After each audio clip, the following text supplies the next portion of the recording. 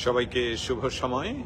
যুক্তরাষ্ট্রের পররাষ্ট্র দপ্তর থেকে নিয়মিত প্রেস ব্রিফিং শেষে প্রেস ব্রিফিং উত্তর এই সময়ে আমি আপনাদের সামনে এই লবি থেকে গত প্রায় 2-2.5 বছর বা 3 বছর ধরে উপস্থিত থাকি। আপনারা যারা আমার কথা শোনার জন্য আগ্রহ করে অপেক্ষা করে থাকেন, আপনাদের সবাইকে শুভেচ্ছা, আপনাদের সকলকে অভিনন্দন। এবং আপনারা যেই প্রশ্নগুলোর উত্তর শুনতে চান, যে প্রশ্নগুলো আপনারা পাঠান বা যেই বিষয়গুলো নিয়ে আলাপ হয় এই প্রেস ব্রিফিংয়ে, সেই সকলের একটি সারমর্ম আমি তুলে ধরার চেষ্টা করি এখানে নিয়মিত। প্রেস ব্রিফিং এমন একটি বিষয়, আজকে চলুন একটু শুরু করি এভাবে যে এখানে কিভাবে প্রেস ব্রিফিংটা হয়। এই প্রেস ব্রিফিং মার্কিন যুক্তরাষ্ট্রের স্টেট ডিপার্টমেন্ট, আসলে এটা পররাষ্ট্র দপ্তর, ওনারা আমেরিকাতে এটাকে স্টেট ডিপার্টমেন্ট বলা হয়। এই স্টেট ডিপার্টমেন্টে যে ব্রিফিংগুলো হয়, যে পররাষ্ট্র মন্ত্রণালয়ে ব্রিফিং হয়, এটা আসলে যুক্তরাষ্ট্রের আভ্যন্তরীণ কোনো বিষয় নিয়ে এখানে প্রশ্ন করা হয় না এবং সুযোগ নেই। এখানে উপস্থিত যারা আমরা থাকি তারা পৃথিবীর প্রায় সকল দেশের সকল আন্তর্জাতিক গণমাধ্যমের, আপনি ইউ নেম ইট, আপনি যে কোনো ধরনের আন্তর্জাতিক গণমাধ্যম বলেন, প্রথম সারির তাদের সকল সাংবাদিকেরা এখানে উপস্থিত, সকল মিডিয়ার অন্ততপক্ষে একজন সাংবাদিক এখানে উপস্থিত থাকেন এবং আন্তর্জাতিক পরিমণ্ডলে আমেরিকার বিভিন্ন পলিসি, ডিপ্লোমেসি, পলিটিক্স নিয়ে প্রশ্ন বানে জর্জরিত করা হয় প্রেস ব্রিফিংয়ে মুখপাত্রকে।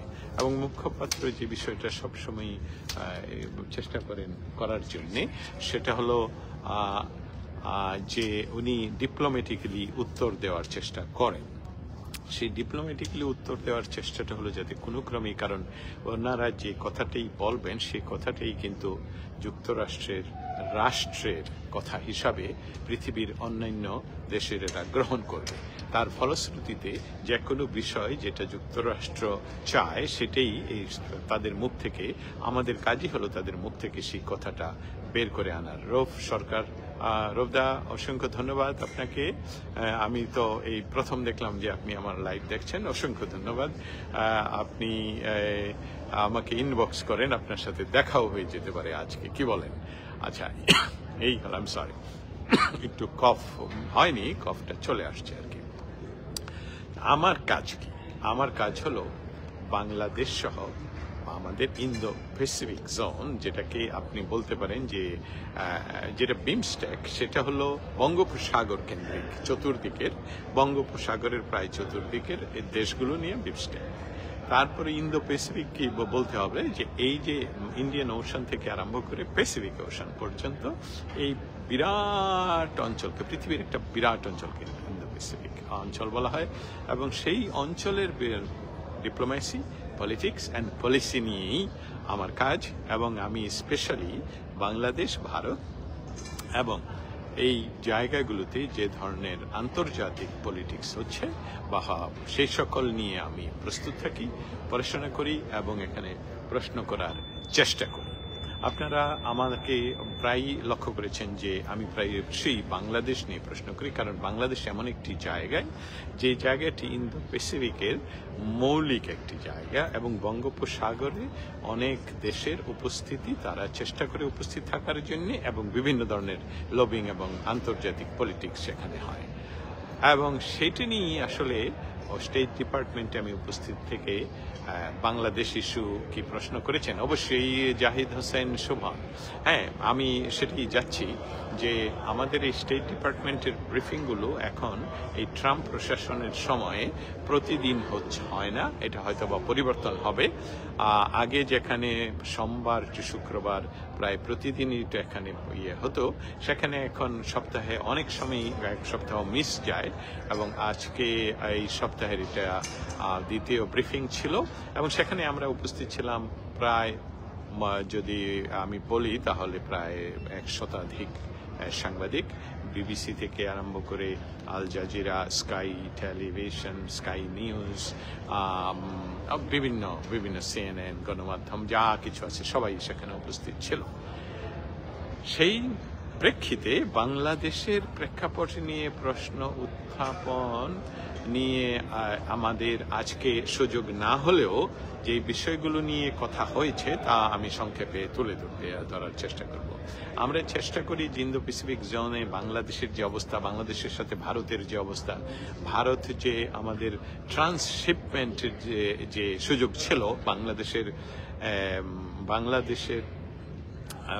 গুডসগুলো ভারতের উপর দিয়ে অন্য দেশে যাওয়া, যেমন নেপাল বা ভুটান, সেসবগুলো বন্ধ করে দেওয়াতে বাংলাদেশের আর্থসামাজিক অবস্থার ক্ষতি হলো কিনা এ সকল নিয়ে আসলে আমরা সবসময় চেষ্টা করি উত্থাপন করার জন্য। আপনারা জানেন যে জুলাই এবং গত বছরের জুলাই অগাস্টের যে আন্দোলন, সেটা আসলে মেটিকুলাসলি ডিজাইন আন্দোলনে করে ক্ষমতার বেদখল হয়েছে এবং সেখানে ইন্দো প্যাসিফিক জোনে ভারতকে উত্তেক্ত করে সেখানে এমন একটি পরিস্থিতির সৃষ্টি করার সম্ভাবনা দেখা দিয়েছে বা করছে, যেটাতে ভারত রাষ্ট্রকে খেপিয়ে তোলার কারণ হতে পারে। কিন্তু বাংলাদেশের পরীক্ষিত বন্ধু বা রাষ্ট্র ভারত আমাদেরকে ৭১ সনে স্বাধীনতা সংগ্রামে যেভাবে আমাদেরকে সহযোগিতা করেছে, বর্তমান সরকার অবশ্যই যে সরকার এখন দেশ চালাচ্ছেন তারা ইচ্ছে করলেই ভারতের সাথে সুসম্পর্ক বজায় রাখতে পারেন বা পারতেন, এবং তাহলে বাংলাদেশের এই ক্ষতির সম্মুখীন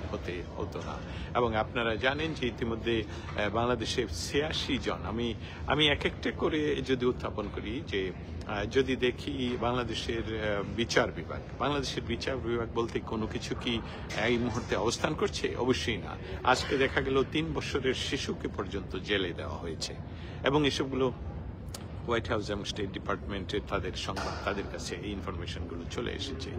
১০০ জনের মতন বা ৮৬ জনের উপরে যে আমি বলছি লয়ার্সদেরকে, অ্যাডভোকেটদেরকে জেলে পাঠানো হলো। তাদের আবার উচ্চ আদালত থেকে জামিন ছিল। নিম্ন আদালত কি তাহলে উচ্চ আদালতের আদেশকে অমান্য করছে? তার এই যে বিচার ব্যবস্থার যে বিচারহীনতার, এই সকল নিয়েই আমাদের কাজ, এবং আমরা যাতে আন্তর্জাতিকভাবে এই বিষয়গুলো সুস্পষ্টভাবে ওনারা জানেন, সেটা নিয়েই আমরা আমরা প্রশ্নগুলো করি, এবং ভবিষ্যতে যখনই সুযোগ আসে তখনই প্রশ্নগুলো উত্থাপন করব। আজকে সে সুযোগ আসেনি, তার মানে এই নয় যে আগামীকালকে বা পরশুদিন এই সুযোগ আসবে না, আসলেই আপনাদের সামনে আবার তুলে ধরব। আরেকটি সংবাদের কথা বলি, যে আপনারা জানেন যে বাংলাদেশের একজন প্রাক্তন প্রসিকিউটর, যিনি আন্তর্জাতিক অপরাধ ট্রাইব্যুনালের প্রসিকিউটর ছিলেন, তাকে প্রথমে অনেক দিন আগে, ৪-৫-৬ মাস আগে ওনাকে অত্যাচার করা হয়েছে, চুল কেটে দেওয়া হয়েছিল, এবং ওনাকে এখন আবার গ্রেফতার করা হয়েছে। এবং গ্রেফতারের পর এই যে বর্তমান যে মেটিকুলাসলি ডিজাইন করা সরকারের মব বাহিনী গিয়ে তার বাড়ি লুটপাট করেছে, ধ্বংস করেছে, এবং দখলও নিয়েছে। এসবগুলো কিন্তু আন্তর্জাতিক গণমাধ্যমে আসছে, এবং স্টেট ডিপার্টমেন্ট, হোয়াইট হাউসের সমস্ত জায়গায় আসছে। আইনজীবীদের নমিনেশন দিতে দেয়নি, সেটা অবশ্যই জানি। সেটা খুবই লোকাল একটি বিষয়, এটা খুবই অপরাধ, একটা বড় অপরাধ, কিন্তু আন্তর্জাতিক পর্যায়ে এর চেয়ে বড় বড় অ্যাট্রোসিটি রয়ে গেছে। যেমন ৮ বছরের শিশুকে রেপ করে হত্যা করা, আরেকজন ৮ বছরের শিশুকে রেপ করার পর তার বাবা, হিন্দু বাবা, যখন বিচার চাইতে গেল তাকে হত্যা। এই সকল বিষয়গুলো আমরা তুলে ধরার চেষ্টা করছি। আমরা যে জিনিসটা চেষ্টা করছি সেখানে হলো, যেটা ইন্দো প্যাসিফিক জোনে যুক্তরাষ্ট্র যে বিষয়টা সুস্পষ্টভাবে চায়, সেটা হলো গণতন্ত্র, ইনক্লুসিভ গণতন্ত্র। আপনারা জানেন যে গত ২০২৪ সনের জানুয়ারি মাসের নির্বাচনের পর আমি যখন যুক্তরাষ্ট্রের এই পররাষ্ট্র মন্ত্রণালয়ে জিজ্ঞেস করলাম যে আপনারা বাংলাদেশের নবনির্বাচিত সরকারকে কি অভিনন্দন জানিয়েছেন কিনা, ওনারা উত্তর দিয়েছিলেন যে আমরা বাংলাদেশের যে কোনো সরকারের সাথে, কারণ এটা আমাদের দ্বিপাক্ষিক সম্পর্ক, এবং সেই কাজে আমরা অবশ্যই তাদের সাথে কাজ করব। কিন্তু লক্ষ্য করে দেখবেন তারা কিন্তু সবসময় বলছে ইনক্লুসিভ নির্বাচন, মানে সর্বদলীয়, সবার যাতে অংশগ্রহণ হয় সেই নির্বাচনের কথা। আপনারা জানেন যে বাংলাদেশে এই মুহূর্তে যেই সরকার অবস্থান করছে, বসে আছেন, সেই সরকার বাংলাদেশের সংবিধান অনুসারে ওনারা শপথ করেছেন, কিন্তু বাংলাদেশের সংবিধানের কোনো অনুচ্ছেদেই সরকারের বিবরণ নেই। এবং আবারও বলা হয়েছে যে তারা এই সরকার কিভাবে করলেন, শপথ গ্রহণ করলেন, যে রাষ্ট্রপতি প্রধান বিচারপতির কাছ থেকে নোট চেয়েছেন, যেই নোটের মাধ্যমে এটা লিগ্যালাইজ করা হয়েছে। কিন্তু বিষয়টা একজন কিন্তু বাংলাদেশের উচ্চ আদালতে আপিল দাবি করেছিলেন, আদালতে চেয়েছিলেন যে আপনারা যে নোট দিয়েছে সেটাকে দেখান, কিন্তু সেটা কিন্তু দেখানো হয়নি। তার অর্থ কি? যে অর্থটা হলো যে সরকারই বাংলাদেশে এখন অবস্থান করছে, এই সরকারের শূন্য অবস্থা, মানে ওটা কখনই লিগাল ছিল না, তাদের আসলে লিগালিটি নেই। যদি লিগালিটি না থাকে তাহলে অথরিটিও নেই। অথরিটি না থাকলে যে এক্সিকিউশনগুলো হচ্ছে, যে কেসগুলো হচ্ছে, যে বিচারহীনতা হচ্ছে, যে আদেশগুলো হচ্ছে, সমস্ত কিছুই বিগিনিং থেকে নাও অ্যান্ড ভয়েড। অতএব এইটা যখন এই ভয়ই এই সরকার শুধু সময় কাটাচ্ছে বিভিন্ন কথা বলে আজকে এই কথা, এবং এখন একটা সুর তোলার চেষ্টা করছে যে মানুষ নাকি তাদেরকে 5 বছর আরো 5 বছর চায়। শুনুন, বাংলাদেশের মানুষকে খেপিয়ে তোলা যেরকম খুব সহজ কাজ, তেমন বাংলাদেশের মানুষ সবই বুঝে যে আপনারা যারা এখন ক্ষমতায় বসা, তাদের আসল লক্ষ্যটা কি। আপনাদের যদি লক্ষ্য হয় বাংলাদেশের ভালো করার, বাংলাদেশকে আপনাদের ভাষায় গণতন্ত্রের ইনক্লুসিভ অবস্থায় ফিরে যাওয়ার, সেখানে নির্বাচন দিয়ে আপনারাও দাঁড়িয়ে পড়ুন এবং আপনারা নির্বাচিত হয়ে আসলে আমার কারো তো কোনো অসুবিধা নেই। কিন্তু 71কে ধ্বংস করে, আজকে 71-এর সমস্ত কিছু স্মৃতি 32 নম্বর ধ্বংস করে আপনারা বাংলাদেশে যে দুর্বিষহ একটা অবস্থা তো করে তুলেছেন, সেটা অবশ্যই বন্ধ করতে হবে। সমস্ত আমাদের প্রেসের যত মেম্বার, আমি বলছি সমস্ত সাংবাদিক যাদেরকে বিনা বিচারে প্রায় 9 মাস বা 8 মাস ধরে আটক করে রেখেছেন এবং ফ্যাব্রিকেটেড হত্যা মামলায় আটক করে রেখেছেন। আপনারা জানেন যে বাংলাদেশের অনেক প্রথিতযশা লোকস্বজন এই মুহূর্তে জেলখানায় বন্দী, যারা প্রায় তাদের সকলেই বাংলাদেশের স্বাধীনতা সংগ্রামের সাথে হয় তারা বীর মুক্তিযোদ্ধা, না হয় তারা মুক্তিযোদ্ধা পরিবারের সন্তান, তাদের সকলকেই জেলে আপনি পড়েছেন। এবং এই সকল বিষয় নিয়ে যুক্তরাষ্ট্রের কাছে সমস্ত বিষয় সবসময় তুলে ধরার আমার এই প্রচেষ্টা। আশা করি আপনারা আমার সাথে থাকবেন। আমরা যখনই কোনো কিছু বাংলাদেশে কোনো ধরনের প্রেস ফ্রিডম তো একদম একেবারেই নেই, যেটা বিচার বিভাগ সেখানে কোনো ক্রমেই একজন এমপি, ওনাকে একজন প্রাক্তন এমপি, ওনাকে বেল দেওয়ার পর সেখানে আবার এই সরকারের পোষ্য জঙ্গি গোষ্ঠী আবার আক্রমণ করে তাকে আবার পুলিশের হাতে তুলে দেয়। এইটা হলো এই দেশ। তো আমরা স্বাধীনতার মৌলিক লক্ষ্য তো এই দেশ নয়, এবং এই দেশকে আমরা ফিরিয়ে আনার জন্য যে কাজগুলো করতে হবে সেটা আপনাদেরই করতে হবে। আপনাদেরকে সজাগ হতে হবে, আপনাদেরকে আবারও ঘুরে দাঁড়াতে হবে, এবং এই দেশটি আপনার আমার সকলের। এই দেশটি নিশ্চয়ই যে এখন যে জঙ্গি বাহিনী দেশ দখল করে আছে সেই তাদের নয়, এই দেশটি 71-এর, এই দেশটি আসলেই জয় বাংলার। তাহলে এই ছিল এতক্ষণ ওয়াশিংটনের স্টেট ডিপার্টমেন্টের এই লবি থেকে। আপনাদের যদি কারো কোনো প্রশ্ন থাকে তার কিছু উত্তর আমি দেওয়ার চেষ্টা করব। আপনারা জানেন হয়তোবা অনেকদিন আমাকে এইভাবে সরাসরি আমার মূল পেজ থেকে দেখেননি, লাইভে আসতে দেখেননি। রৌফ ভাই, আপনি কেমন আছেন? আপনার ভালো থাকবেন। আমাকে ইনবক্স করেন, হয়তোবা আপনার সাথে দেখা করেও যেতে পারি। তার পরবর্তীতে দেখি আর কোনো প্রশ্ন যদি কারো কিছু থাকে আপনারা বলতে পারেন, আমি উত্তর দেওয়ার চেষ্টা করব। বাংলাদেশের মানুষের জয় হবেই, এবং এটা খুব দূরে নয়। আজকে দেখলাম একদল উগ্রপন্থী ইসলামের নাম দিয়ে ইসলামের নামকে ব্যবহার করে একটি দল, হেফাজত ইসলাম নয়, একটি দল বাংলাদেশের কি রিপিট করছেন কথাগুলো, পরিবর্তন করতে চায়, হ্যাঁ বাংলাদেশের নাম পরিবর্তন করতে চায়, বাংলাদেশের সংবিধান পরিবর্তন করতে চায়, বাংলাদেশকে জঙ্গিবাদ সৃষ্টি করতে চায়, এসবগুলো তো ৭১-এর পরাজিত শক্তিরা চেষ্টা করে যাচ্ছেই।